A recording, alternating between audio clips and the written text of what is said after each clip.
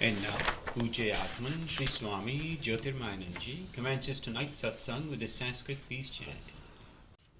Om Purnamadaha Purnamidam Purnat Purnamudachyate Purnasya Purnamadaya Purnamevavashishyate Om Shanti Shanti Shanti.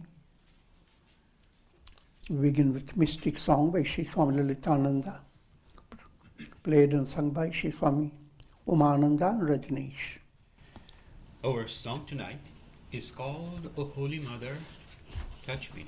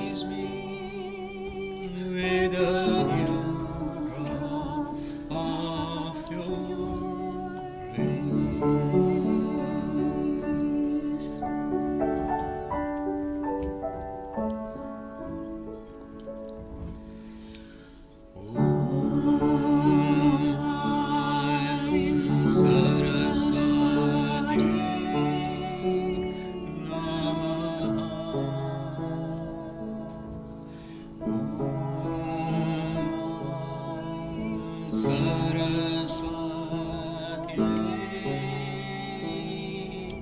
Namaha.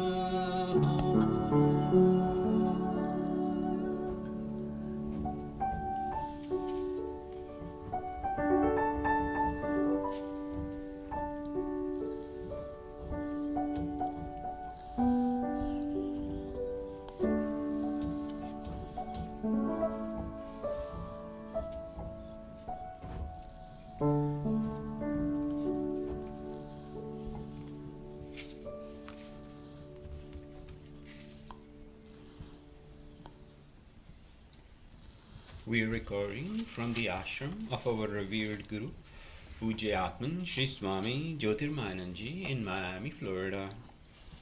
Today is December the 18th, 2018, Tuesday evening, and tonight Swamiji will be lecturing on the Yoga Vasistha. This is series 2018, class number 98. And now Atman Sri Swami Jyotirmayananda. Om Brahmanandam Paramasukhadam Kevalam Jnana Murtim Dvandvatitam Gagana Sadrisham Tattvamasyadi Lakshyam Ekam Nityam Vimalamachalam Sarvadhi Sakshi Bhutam Bhavatitam Trigunarahitam Sadgurum Tam Namami. Om.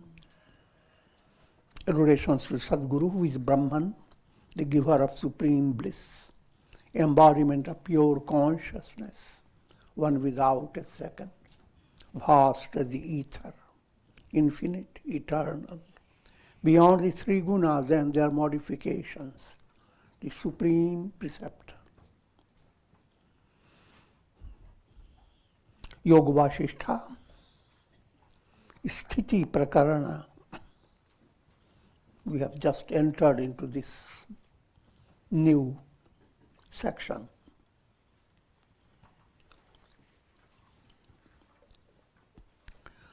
And as I have explained to you, the previous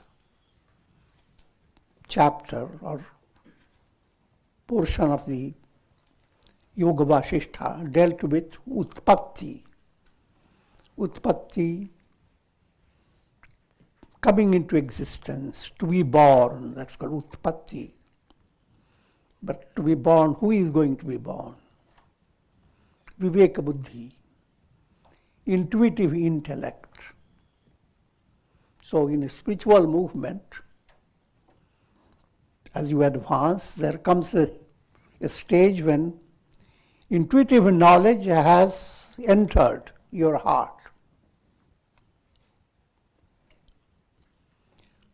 But now, since intuitive knowledge has come, welcome the intuitive knowledge, give a chair. Sthiti. Allow that to become fully developed and perfectly secure.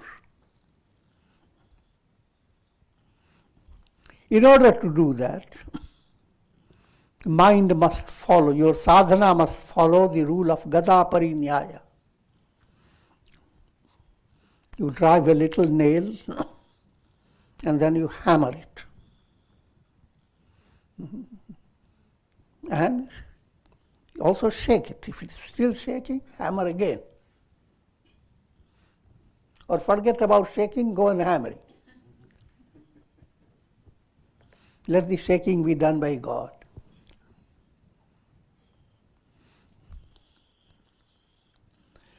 Keeping that in view, section 3, the endless world process of the ignorant. Sri Rama asked, O sage, isn't it possible for the creator Brahma to create this world by the use of his memory alone, without the need of external elements?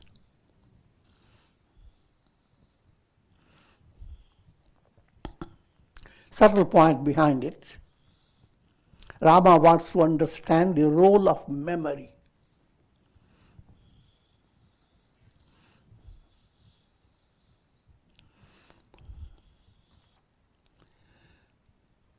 in a very simple way, memory. Without memory, your life will be miserable. Even listening to certain literature, or listening to the way we are now talking, every word you have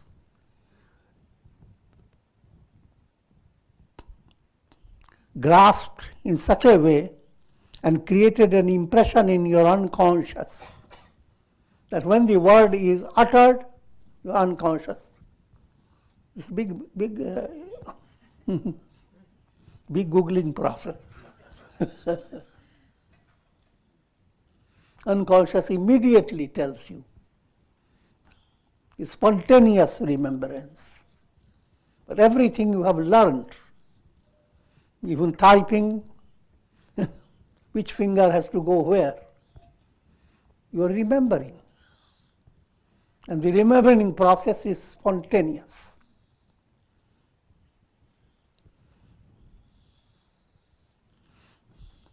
But when you are remembering things that belong to the world process, things that are defined in the terms of time, space, causation. As long as your memory is involved in that stage, that memory will not give you liberation. Even if it were to relate to Brahma himself, Brahma the creator. Always understand it's not Brahma's fault, but the way you understand God through your mind develops that idea that just like you do certain things, you create a building and your business, you become Brahma behind it. And then you find another associate who looks after what you have created. And the third person looks after if things have to change completely, then demolish the old one for the new ones to come. Demolishing aspect. Brahma, Vishnu and Shiva, these are three aspects, are conceived by human mind. The fact is you created them. Shockingly. But don't get too confused with that. Focusing your attention, the role of memory. So you go on studying the world in the terms of causation. That whatever has been now is all the people have come here, how many souls are there? Human mind has its own way of estimating. Then each soul is being led by karma. Who organizes all those souls and allows them to follow their karma? Brahma. So in Brahma's mind, all these are recorded. But even that Brahma exists for a certain duration. The duration from human point of view is millions and trillions of years. Nevertheless, Brahma comes to an end. A new Brahma comes. How is Rama asks, how does this new Brahma begin to handle the creation when he has no connection with the previous Brahma?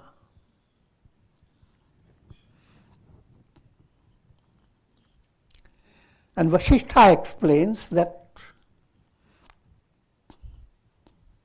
This form of reasoning is in the realm of ignorance.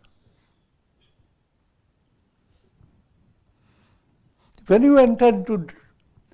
you sleep, within a moment you enter into a dream. While dreaming, if your mind becomes very clever and starts asking, who created the world? Now your mind can have many answers. But all those answers and details, curtail them. Dream is illusion. It doesn't exist. So what's the use of all the details? The only detail is wake up. Wake up to realize, wake up, attain enlightenment.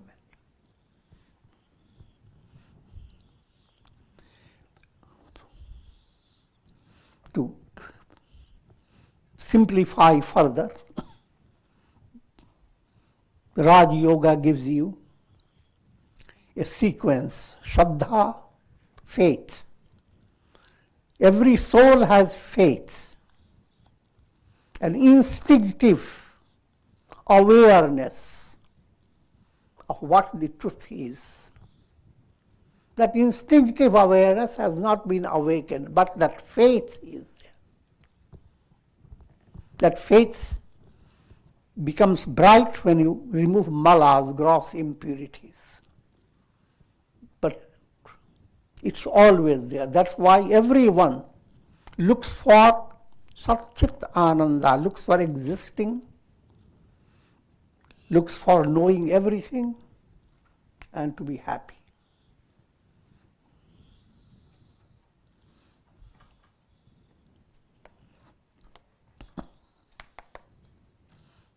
And that faith, when impurity is removed, comes to another level called virya. It's a dynamic strength. Amazing strength you discover within yourself when you face challenges of life, face difficult situations, and even when you face happy situations. Your faith will not allow you to be distracted by transient prosperity. Your faith will inspire you to move on to attaining liberation. So, Shraddha blossoms into virya. And virya impacts upon your memory. What type of recollection?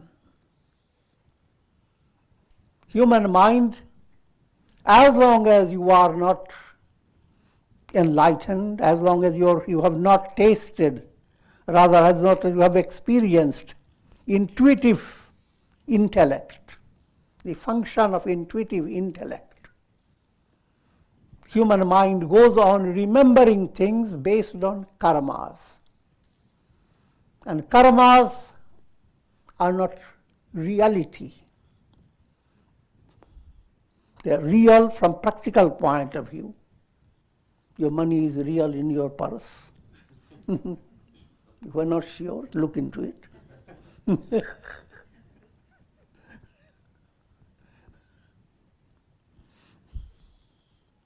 But that type of practical reality is totally in a different level.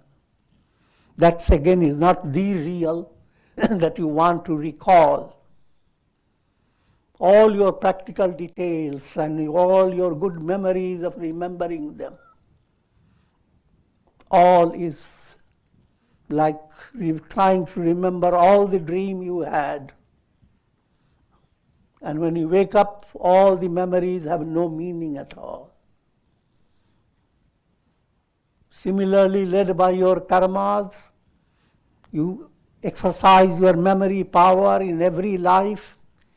You succeed because of your memory power, pass in examinations, get success in business, in handling technical things, memory, smriti. But all that memory moves away when it comes to the goal. What's the goal? It doesn't come in the realm of your mental concepts.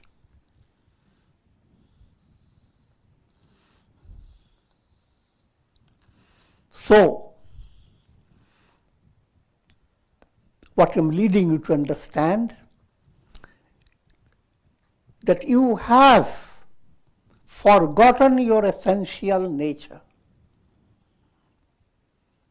due to mala, gross impurities, due to vikshepa, mental distractions.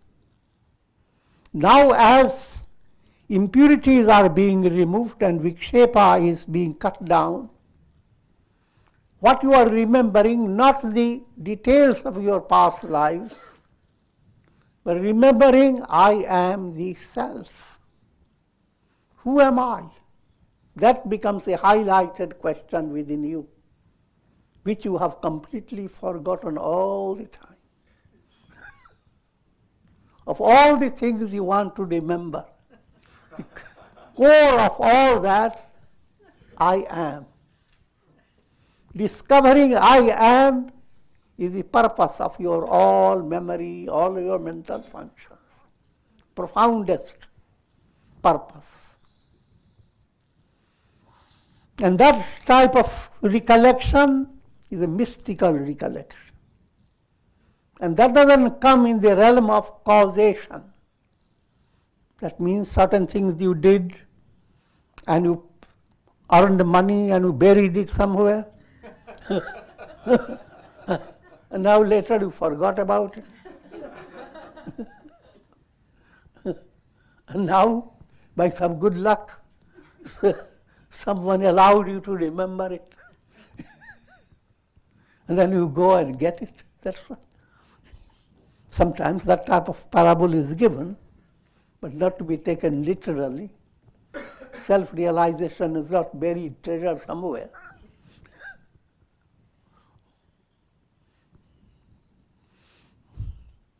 Put it in a very simple way.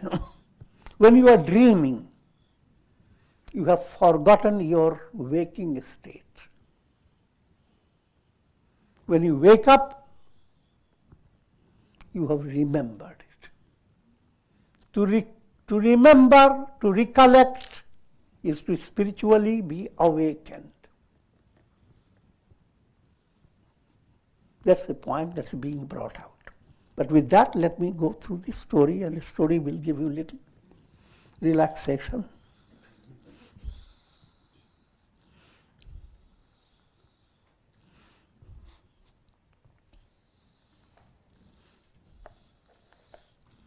This world, in fact, is illusory, being sustained only by the reality of Brahman.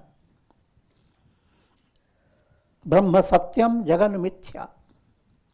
Brahman alone is real. The world you are experiencing through your mind, intellect, ego, senses, this entire world is just like your dream.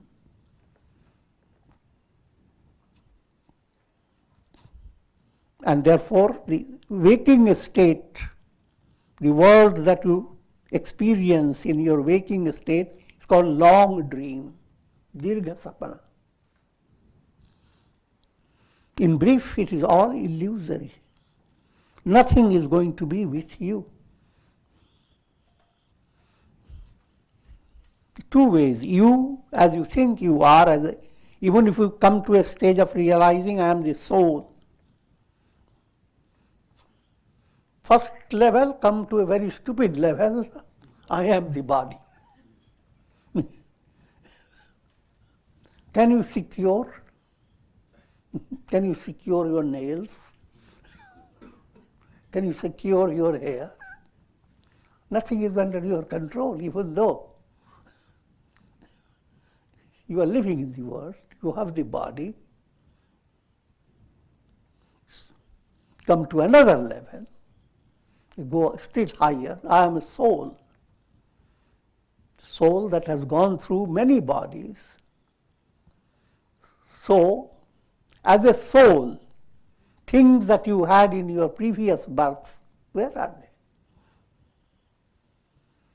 they? As a soul, now things that you have, where will it be?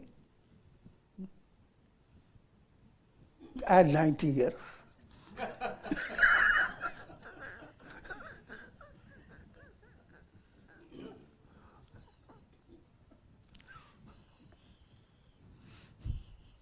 So therefore, what is the truth? What is real? And that real is your essential nature. Coming back to those points, Shraddha, Virya, Smriti. If you develop that recollection, it is called Prajna. You have intuitive knowledge.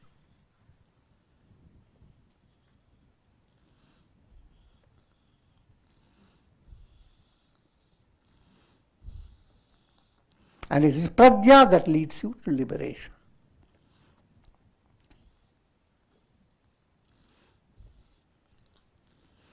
So, turning your attention to the absolute reality, Brahma Satyam, Brahman alone is real. The entire world experience and the world experience occurring through different personalities, through countless minds, all that is illusion. Just like sun brings about countless illuminations, fascinating illuminations. And it goes on doing that. And people go on being fascinated and inspired or whatever. But all the time, all that you are getting on the earth is nothing but the sun. Behind every illumination, even if it is a little drop of water shining, that shine is the sun. All you experience is based on awareness. So no matter whether you are having awareness of a little mosquito bite or awareness of enjoying a multi-million success, awareness is that absolute self. It's like the sun. All details, small and big, they are refractions of the light of sun, refracting through your mind. Each mind has its own way to refract it. Cosmic mind refracts it in a profound way. But even cosmic mind is refracting that sun. When you realize the self, then there is neither individual mind nor cosmic mind. Brahman.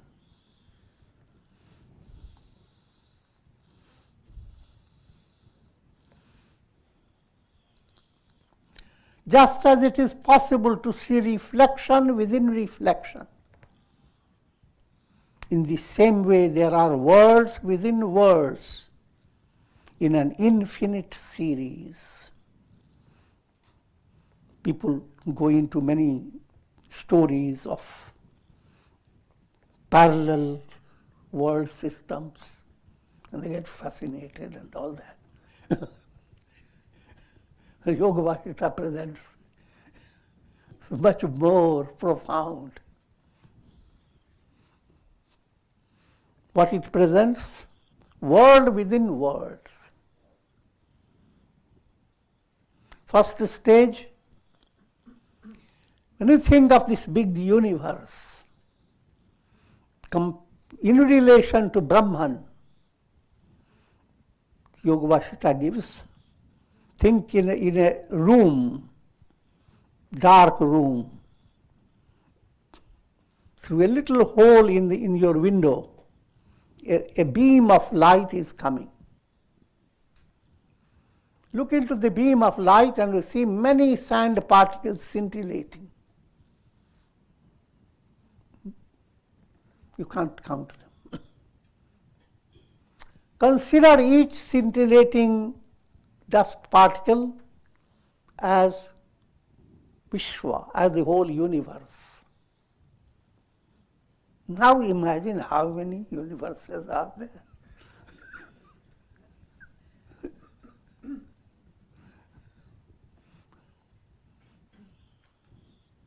So therefore, going after the study of the universe, that has to be controlled. To study just the Earth planet. I'm joking. I'm not discouraging people to study astronomy and so forth. That has its own purpose. But main point, all this relates only to your mind and senses. The absolute reality shines like the sun.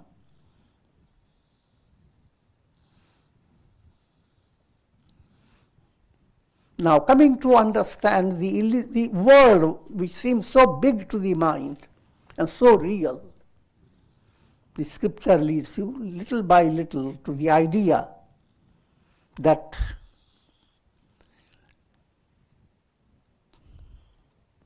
just like you see water in mirage, you see images reflecting in parallel mirrors. Put two mirrors confronting face to face and put something in between and then sneak in, walk, look into it.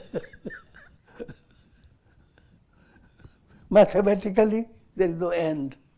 Reflection into reflection into reflection.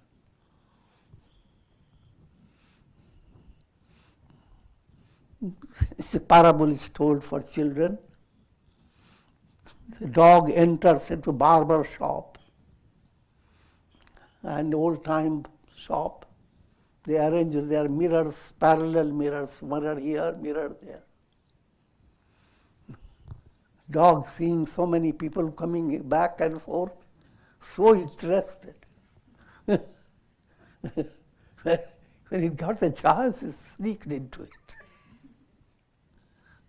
With great pride, I'm going to enjoy all this by myself.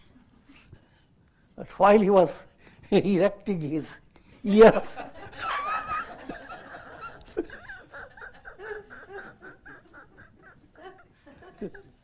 he sees another dog. He growls. The dog also growls back. Turns backward. Sees there is another dog. Not only this dog, but the other dog also reflecting in it.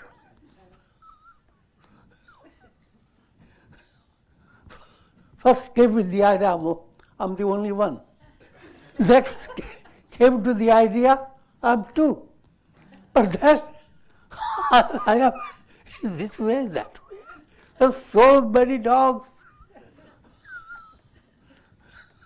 You're lost in a world of countless jivas.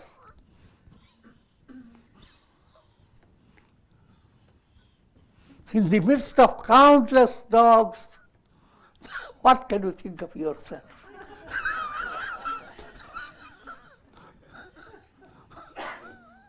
What security can you expect?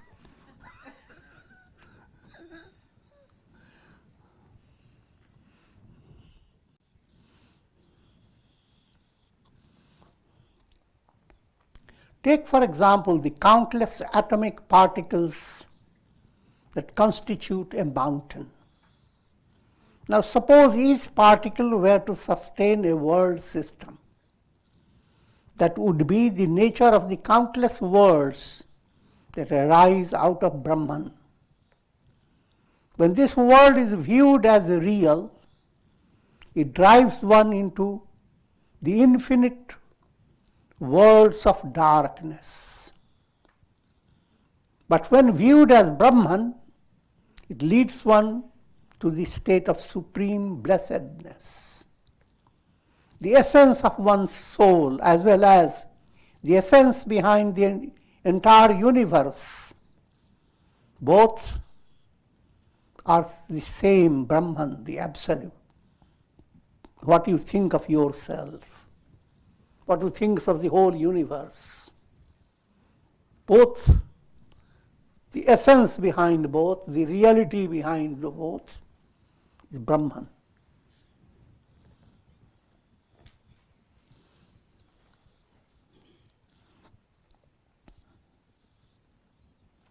By adopting this transcendental vision, one becomes liberated.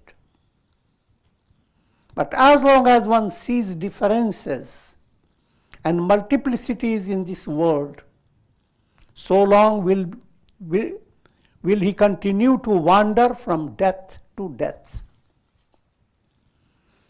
Sri Vasistha said, O Rama, mastery over the mind and senses is the bridge that allows one to easily cross over the ocean of the world process.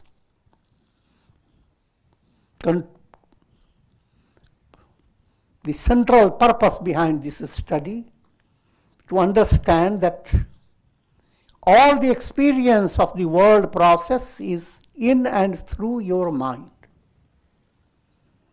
And your being trapped into this world process is the role of your senses. Mind and senses come to a simple point, what Raj Yoga calls it chitta. Yoga chitta vritti nirodha. All the world is thought waves, projections of the chitta. That projection is further differentiated between mind that commands and the senses that go after. Senses do not operate by themselves. Mind must be behind the senses. In other words, the mind that extends into the senses.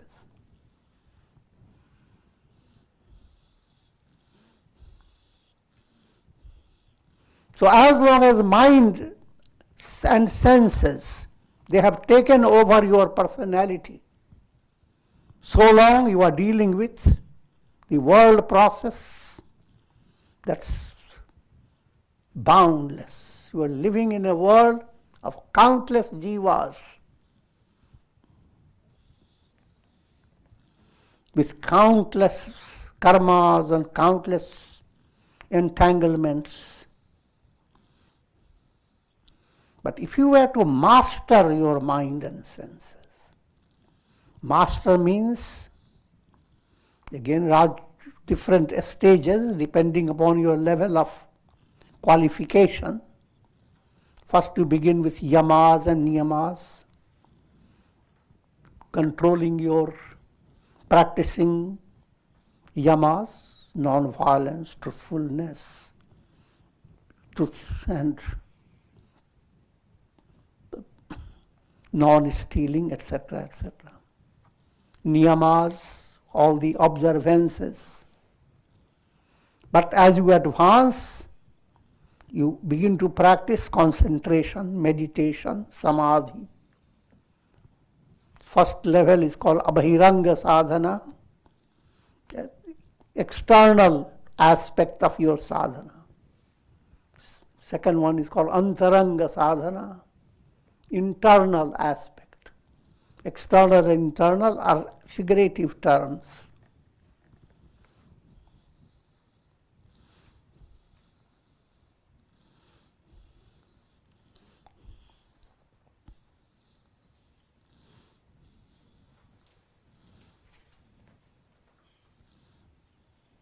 Vivek or discriminative vision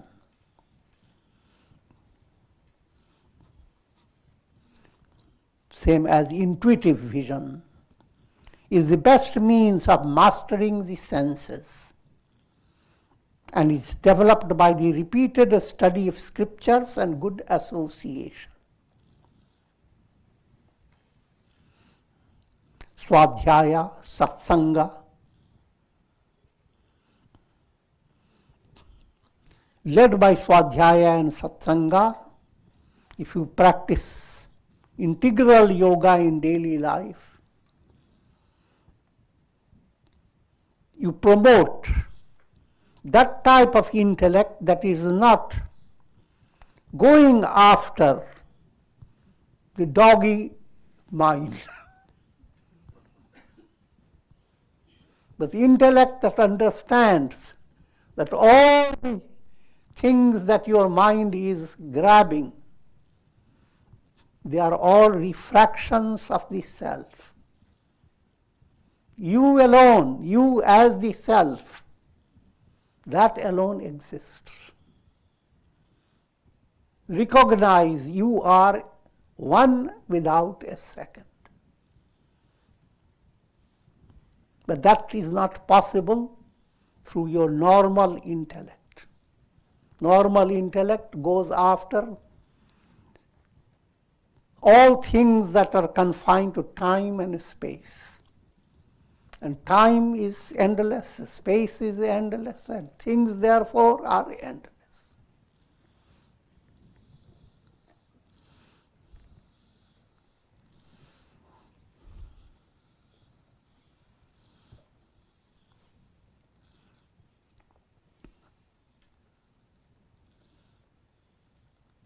When the world is viewed as real, it drives one into the infinite worlds of darkness. But when viewed as Brahman, it leads one to the state of supreme blessedness.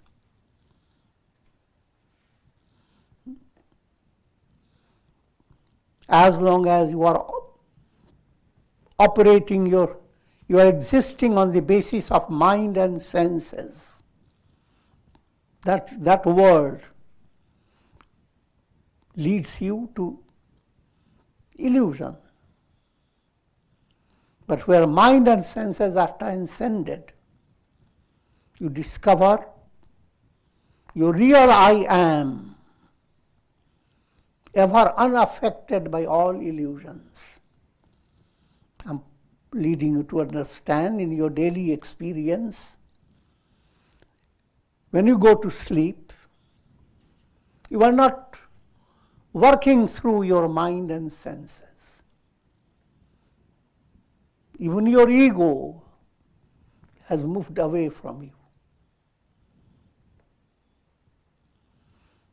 And are you at a loss? Such a shocking loss, unimaginable. All things you love, all things that tickle your brain, things for which you exist, by a simple sleep, the leap out of all your personality. And thereby, if mind is sensitive, you don't have to look far and wide to understand who am I. Try to focus on what happens when all has moved away and still you are. Rather, when you wake up, a little touch of that experience brings your face shining. Oh, I had a wonderful sleep. And your near and dear says, what else? I didn't see any of you.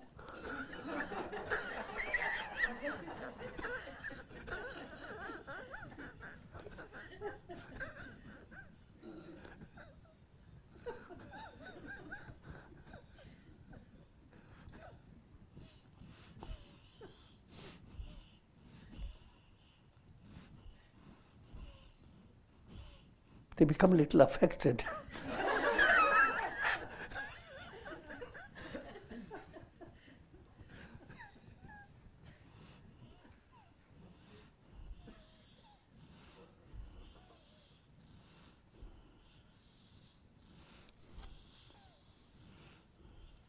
So this point has to be realized through intuitive knowledge that I am, without time, without space, without causation. That I am, you come to realize it. The soul is no longer in a reflected state. Speaking allegorically, the individual soul is like a reflected sun in a jar of water. To the reflected sun, there are lots of problems beyond imagination. How many reflected suns are there?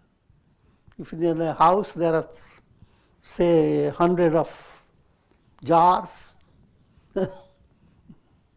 and if those reflected suns have cell phones,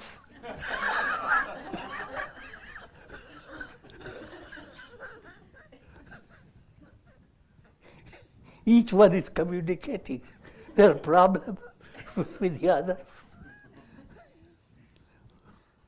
And a whole world of news breaking every moment. But for all that goes on, the reality, each reflected sun is the sun, the only one. That's the project, spiritual project of discovery. But it requires your entire mental set to undergo a change and transfiguration.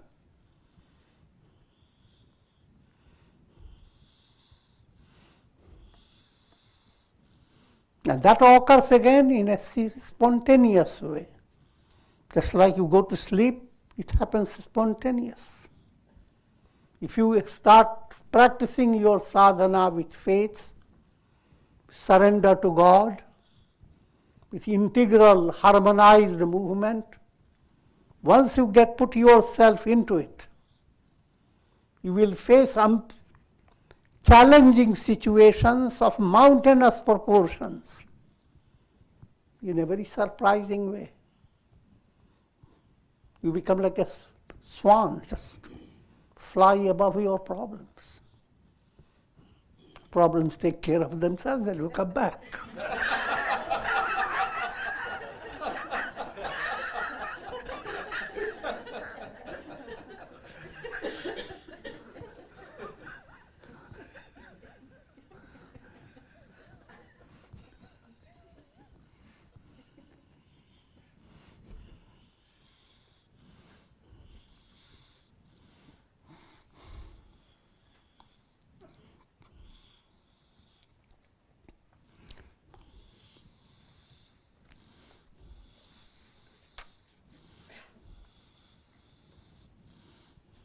Mind indeed is the root of the tree of karma.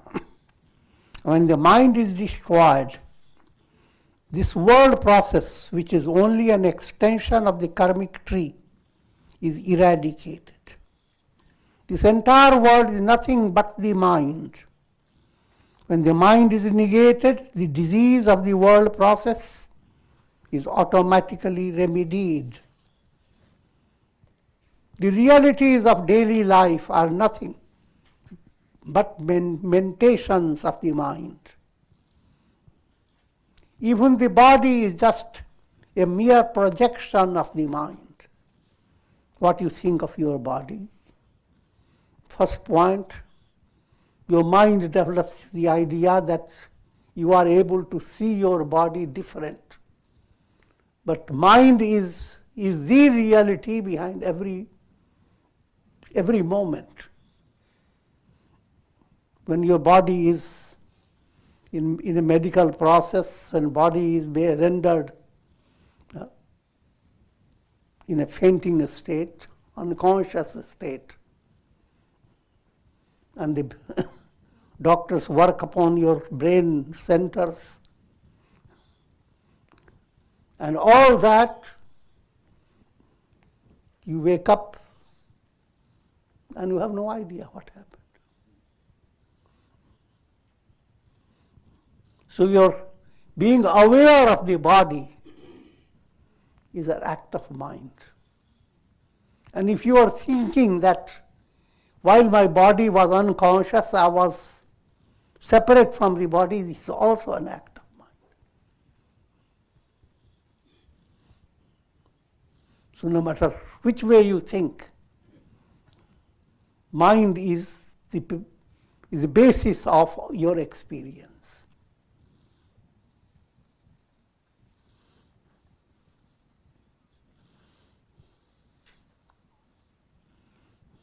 How can a person be aware of his body without the mind? Without the mind, the body cannot be perceived, even for a single second. When the world is negated by taking recourse to wisdom, the mind ceases to exist.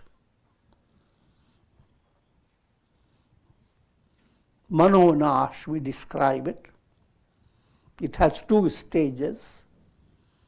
Even while the mind is operating and you are aware of it, you have another level of understanding that you are not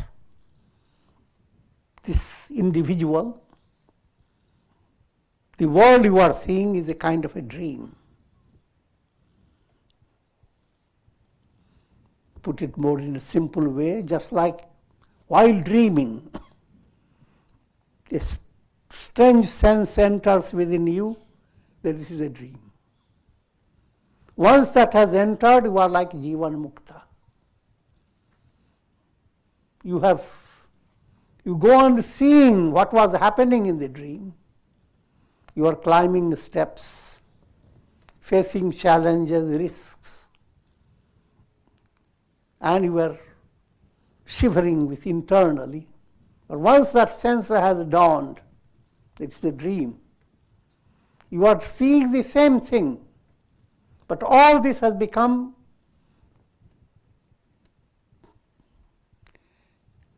objective.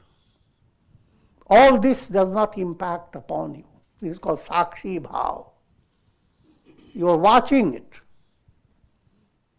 But no matter whatever may happen in the sphere of your observation, you who is watching is perfectly safe.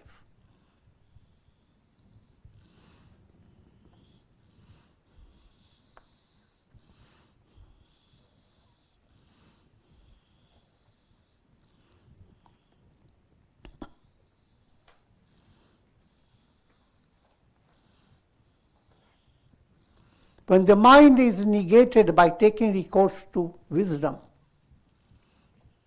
this evil spirit of mind ceases to exist. But if the world is not negated, and if the apparent reality of the world is not removed, in other words, if you don't understand the world as illusion, then one cannot witness the cessation of mind even in thousands of ages. Cessation of mind will not occur as a result of fruit of karma. Let me do this type of work and it will dissolve my mind. It will make your mind restful but not dissolve. But what I was leading you to understand also is there are two stages of manonash. While you are aware of the world, and that awareness is viewed by you as illusion, not reality. What happens? Your mind stays serene in all conditions, pleasant condition, unpleasant condition. The serenity is a deeper quality, a quality that is spontaneous. In your external world, you may not proof that you are serene. It is not a matter of show. But you feel you are serene. And that's the best quality.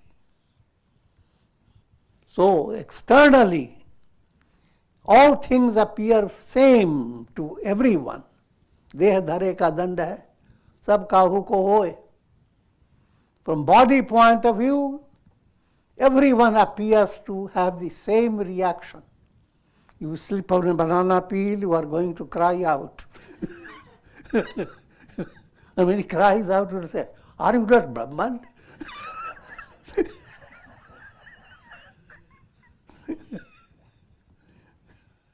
So, that externality remains the same, but to the masses, it is real. To the sage, it is not. So that's a big difference. Every experience creates a basis for karma. In the case of a sage, all experiences create no basis for karma because they have no reality.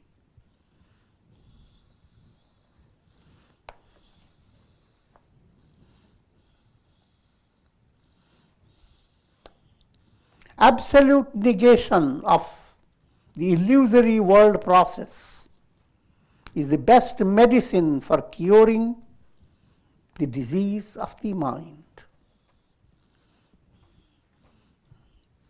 which is another way of saying bhava vyadhi, the disease of the world process. The general concept that the mind is within while the objects are outside is founded on illusion.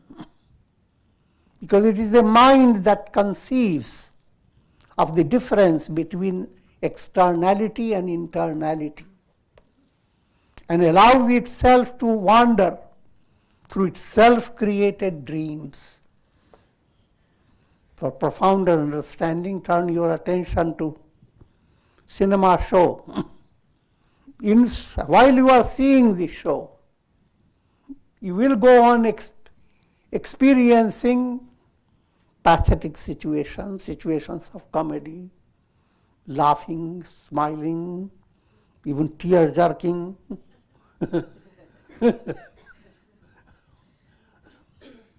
Two ways you can free yourself from the negativity: to wait for the cinema show to change its character from pathos to comedy. But when it becomes full of comedy, you may think that now the problem is resolved. No, suspense.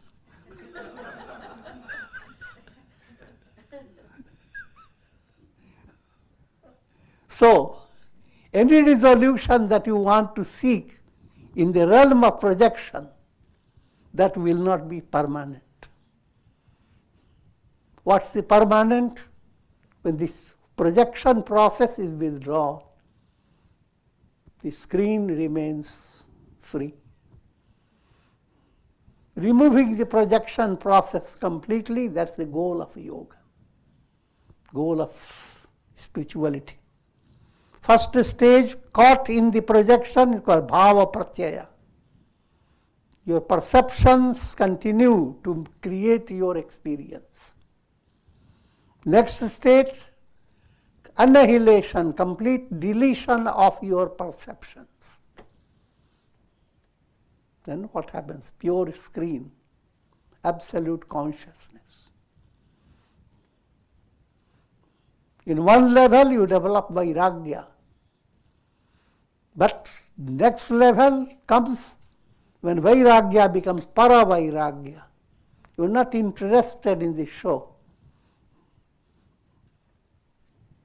Problem resolved through projection is not real.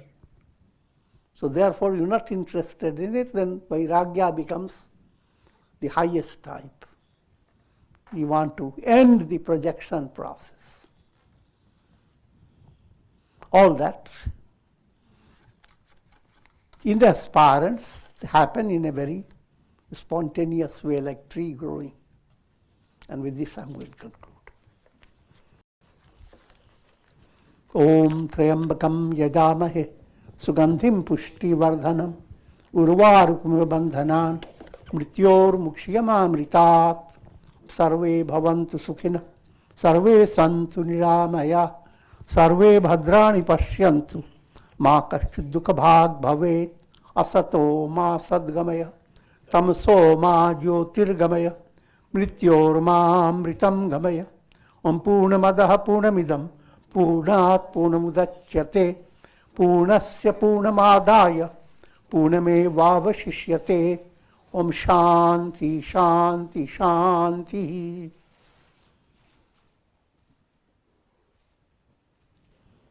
Om Hari Om.